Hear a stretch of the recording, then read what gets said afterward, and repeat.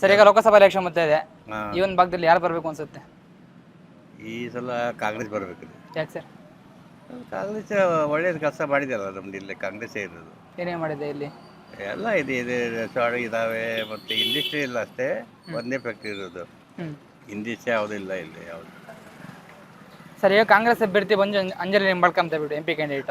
ಅವರು ಹೊಸಬರು ಇದ್ದಾರೆ ಈಗ, ಹೌದು, ಬರ್ಬೋದು ಈ ವರ್ಷ.